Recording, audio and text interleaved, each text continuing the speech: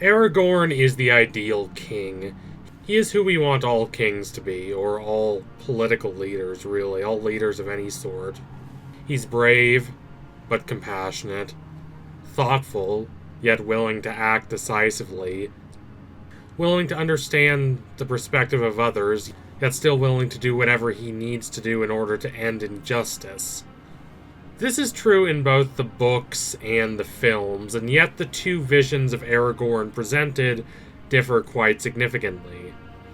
And these differences are not just about cosmetic minor adaptations, but rather major philosophical differences in what the ideal king is, and whether he is this grand symbolic figure or someone who, while still an ideal, is more human, more flawed, more understandable. As a warrior, he is valiant and courageous, but he also knows how to heal the broken.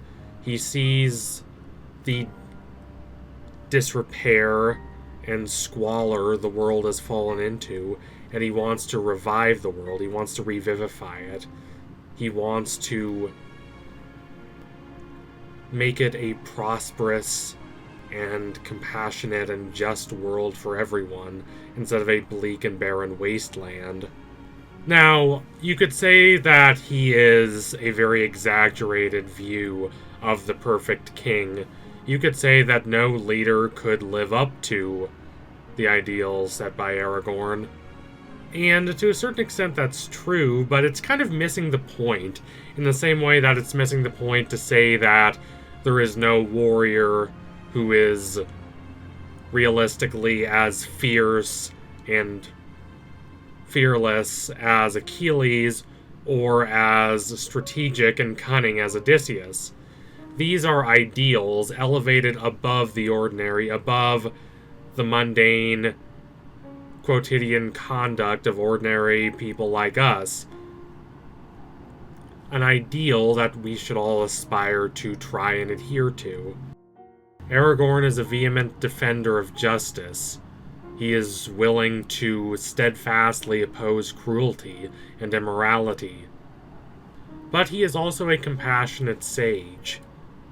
He is selfless, and he is more concerned with having others prosper and succeed in their lives instead of bringing all the glory and acclaim to himself. He doesn't want to be worshipped. He wants others to succeed, and he treats them with compassion. Boromir is the series' statement on who we sadly are. Not horrible monsters, but very flawed and petty people who are so consumed by their own ideals and own values that they do not think about what's best for everyone, and they do not consider the long-term implications of their actions. They do not consider the world outside their individual purview, and so they suffer, and they fail. Aragorn is the series' image of who we should be, who we should try to be. Still flawed, not completely godlike, but cognizant of our own faults, and cognizant of the limitations of the human will. We do not completely give in to our own egoistic impulses and believe that if we just follow what we personally think is right for us, then the world will prosper. No, we understand that our viewpoints are limited, and we understand that we need to not only treat others with compassion and gentle empathy, but think about what others want and what is best for everyone in a non-dogmatic and non-doctrinal way. The ideal king attempts to act in a way that's beneficial to all. But the Aragorn in the books is a little too distant for us modern audiences. He is a little too removed from our actual experiences. We don't see an inspirational figure. in Aragorn in the books necessarily. We see this symbolic, abstract idea of the perfect king. And this is a major reason why they changed Aragorn, I believe, in the movies as opposed to the books. It's too easy to say they just did this to make him more relatable. That's part of it.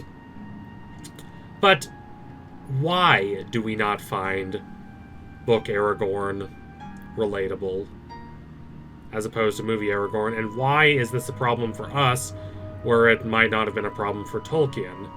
Well, you have to understand the mode Tolkien is working in. The narrative structures that he's paying homage to. He does not make Aragorn more impersonal and more of an abstract, platonic figure because he doesn't know how to write raw, messy, jagged human stories. He does, at least to an extent, as we see with our heroes like Sam and Frodo.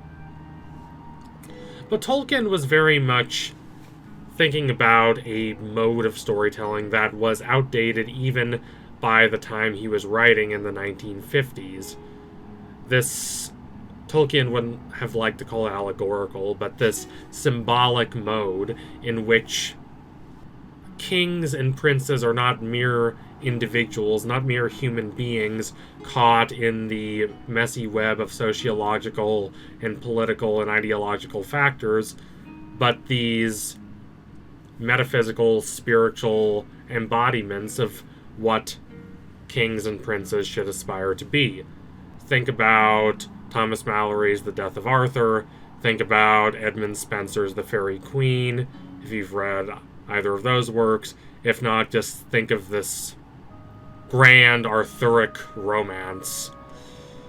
Think even, perhaps, of Tennyson's The Ideals of the King, which is one of the modern works, modern meaning in the last couple hundred years, that's closest to what Tolkien is going for, being written in this high fantastical pre-Raphaelite register that's very much anti-utilitarian and almost medievalist in character and tone.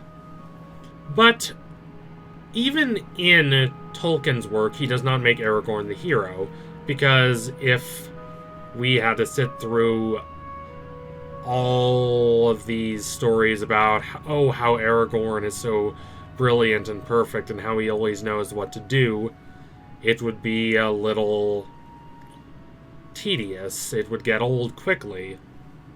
And for those reasons, I think a lot of people can't quite relate or even can't quite understand on an intellectual and empathetic level these grandiose, idealistic perceptions of kings and princes that we see in the books of old.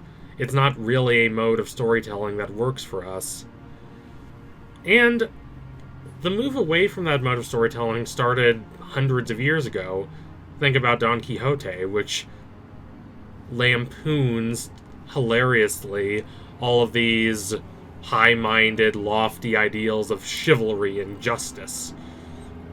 Or think about Shakespeare.